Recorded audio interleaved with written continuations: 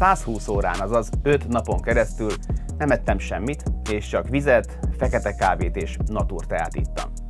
Hogy miért vágtam bele, hogyan készültem fel, miket tapasztaltam és milyen eredményekkel zártam, az majd kiderül ebből a videóból. Sziasztok, engem Tőrös Balázsnak hívnak, néhányan Baska néven ismernek.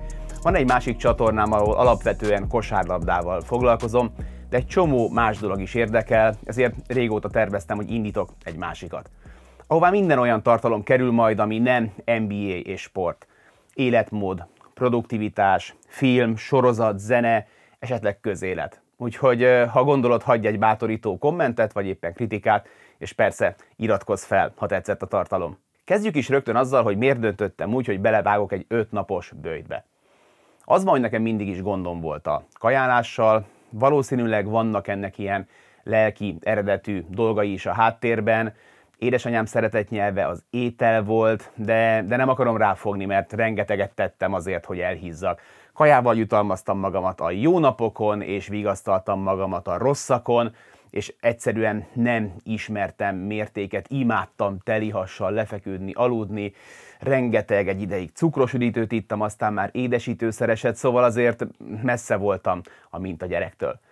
3 éve nagyjából pontosan napra vettem egy nagy levegőt, és életmódot váltottam, aminek aztán egy ilyen 25 kilós mínusz lett az eredménye, és ami a jó hír, hogy mivel tényleg életmódváltás, ezt elég jól tartom is. Majd magáról erről is lesz szó a csatornán, mert a másikon nagyon sokan kérték, hogy osszam meg a titkot, ami igazából azért nem is olyan nagy titok, de talán majd érdekes lehet számotokra is.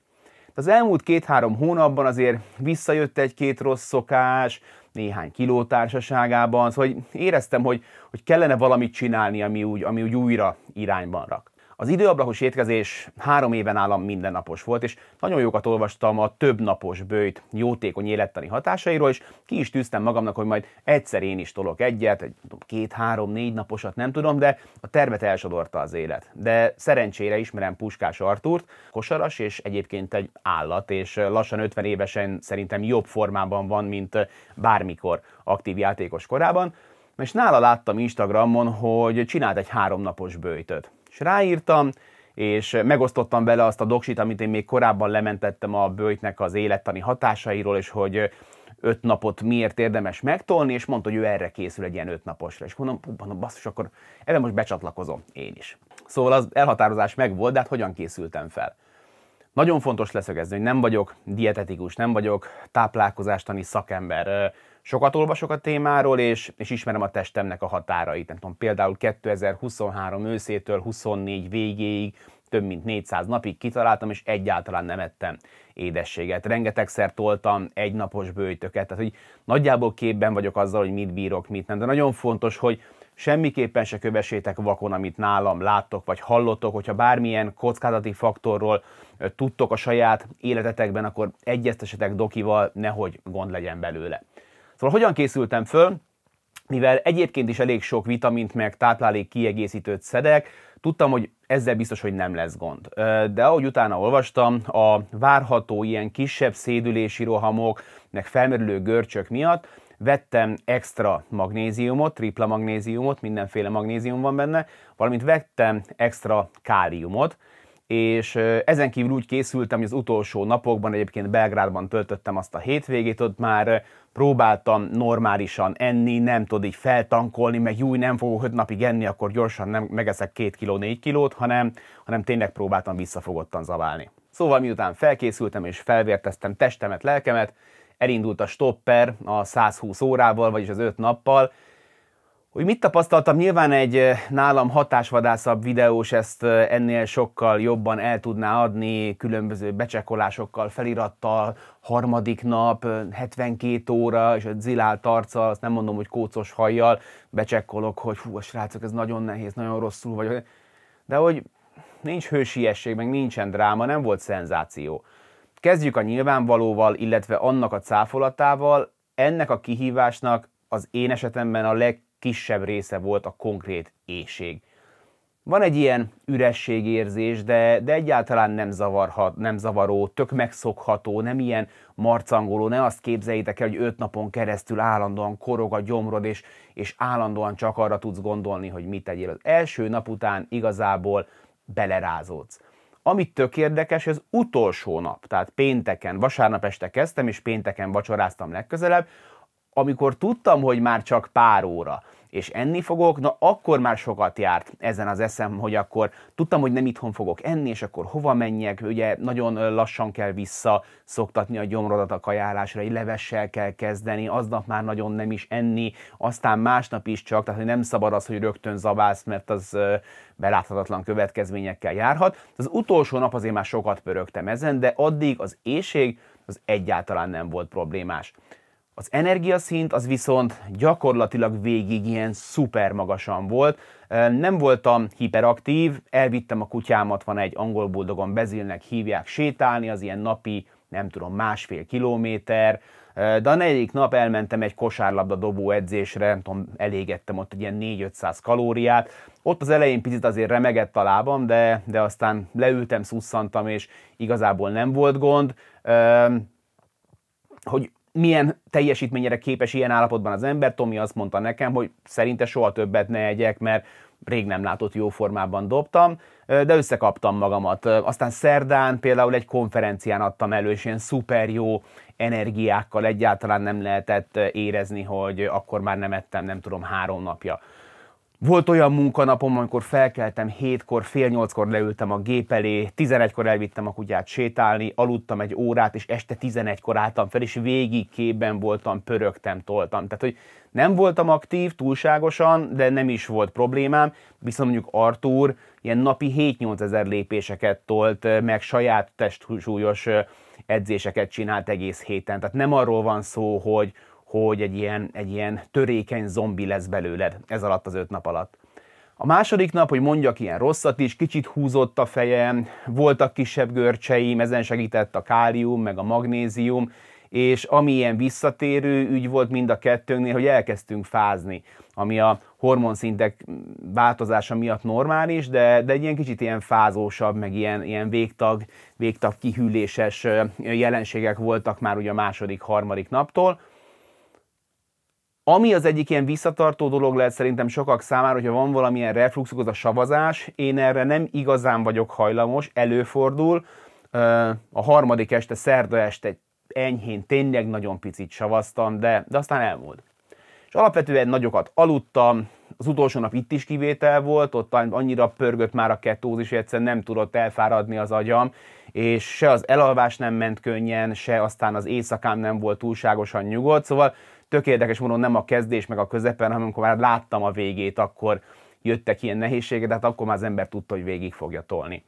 A napi rutin az úgy nézett ki, hogy felébredtem, bevettem a magnéziumot meg a káliumot, ezt lefekvés előtt megismételtem, aztán ebédidőben bekaptam a vitaminjaimat, amit a feleségem összeállított, és az első nap megpróbáltam ilyenkor inni egy pohár sós vizet, de hát rettentően letolt, hogy most olvasztja, hogy a sós víz az egy hülyeség, úgyhogy az ajánlására elmentem a gyógyszertárba, és vettem egy ilyen elektrolit port, amit hogyha hányás vagy hasmenésen mész keresztül, akkor kell inni, hogy itt rendbe rakjon, és akkor ezt oldottam fel vízben, és ezt ittam minden nap délben. Úgyhogy ezen felül, ha úgy éreztem, akkor csináltam magamnak egy csésze eszpresszót, vagy egy duplát, vagy egy bögre naturteát. Amikor posztoltam erről az egész kísérletről, akkor kérdezték, hogy miért, meg ez így ellentmond. Az van, hogy a kávé az segít az energiaszinttel, meg pörgeti az autofágiát, erről majd még beszélünk. A zöld vagy fekete tea pedig támogatja az emésztést, meg a metabolizmust, hogyha tényleg semmivel nem ízesíted, akkor ezzel egy kicsit könnyebbé tudod tenni ezt az 5 napot. Én amúgy is napi ilyen 2-3-4 liter vizet simán megiszom, úgyhogy ezt nem is kellett monitoroznom, mert amúgy is állandóan vedelek, de ez az egyik legfontosabb, és pont emiatt próbálom hangsúlyozni, mert nekem ez egyáltalán nem volt issue, de lehet, hogy nálatok felmerülhet, hogy víz, víz, víz. Na de mi történik eközben a testben? Ez a legfontosabb, és itt próbálok a legóvatosabban fogalmazni, és még egyszer leszögezni, hogy nem vagyok szakember. Inkább azt adnám át nektek, hogy engem mi fogott, meg milyen hívó szavak toltak abba az irányba, hogy vágjak bele ebbe a bőjtbe. Ugye mi történik? Nem kap energiát a tested, ezért először felhasználja a glükózt, aztán kiüríti a glikogén raktárakat, és aztán új energiaforrás után néz.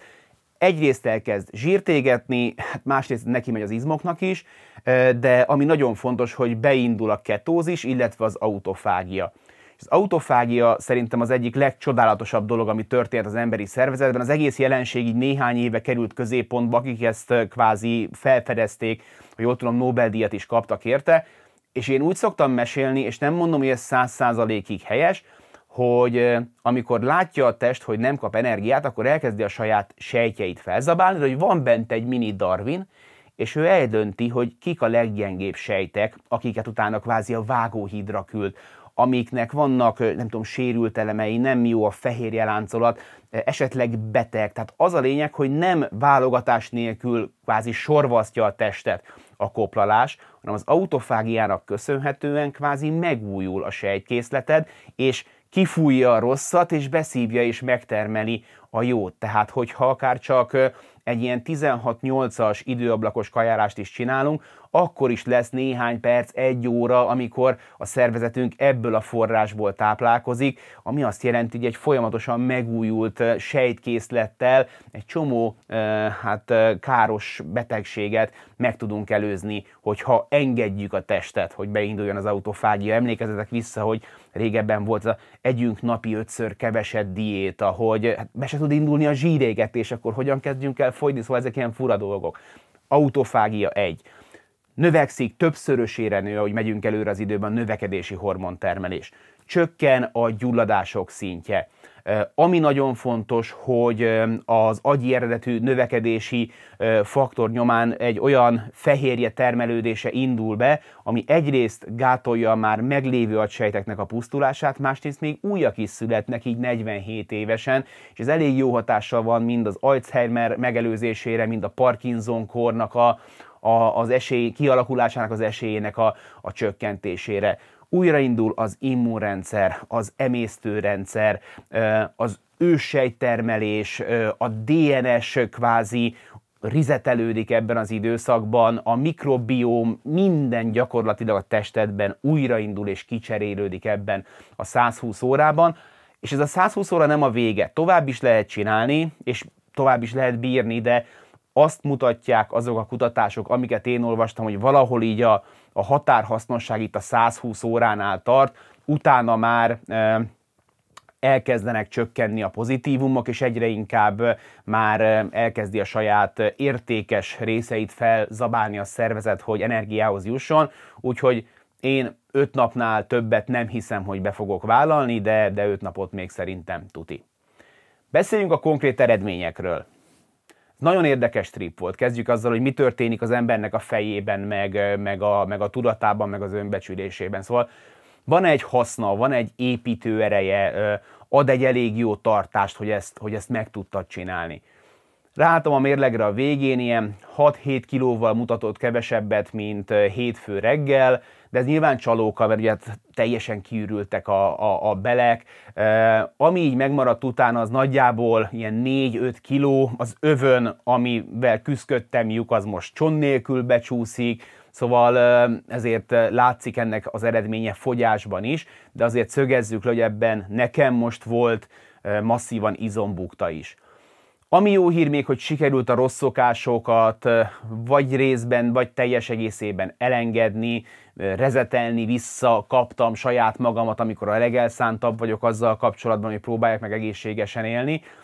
Ami mondjuk érdekes volt, hogy mondjak negatívumot is, hogy utána 1-2-3 napig olyan volt, mintha romlott volna a látásom.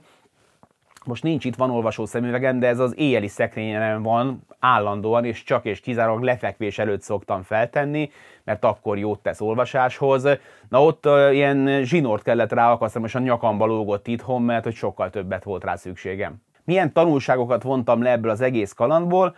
Ami a tök érdekes volt, hogy miközben elmeséltem nektek, hogy magában az 5 napban nem voltam éhes, na, amikor ehettem, egy levessel kezdtem, aztán egy cézársalátával folytattam, aztán másnap egy ilyen csirke, rizs, és aztán innen tértem vissza nagyjából a rendes étrendhez. Az első 2 napban viszont állandóan éhes voltam. Tehát a szervezet így mondta, hogy még. Ott azért nagyon észnél kell lenni. Egyrészt, hogy az ember ne terhelje meg magát, másrészt, hogy ne térjen vissza az összes olyan rossz szokás, amit esetleg megpróbált levetkőzni. Azért nagyon jó az egész, mert hogyha már egyszer kibírtál 5 napot, akkor simán azt mondod magadnak, hogy figyelj, 120 óra megvoltak. Most nehogy már ne bírt ki, hogy kaja nélkül lefekszel aludni, mert azért este az embernek még így dolgozott a szervezete, hogy kéne még kaja. De persze arra is kell figyelni, hogy ne állandóan ezt pufogtassuk mindennel kapcsolatban, akár egy pudinggal kapcsolatban, vagy egy édességgel, vagy bármivel, hogy megcsináltad a 120 órát, ezt is kibírod, mert akkor a nap végén szerintem el fogod pufogtatni, és erejét fogja veszíteni. Készülök a következőre, tehát nagyon tényleg pozitív élmény volt, de van egy kitűzött ilyen álomsúlyom, amihez szerintem még mondjuk ilyen 3-4 alkalom lehet, hogy kell ez, és közte is a szinten tartás.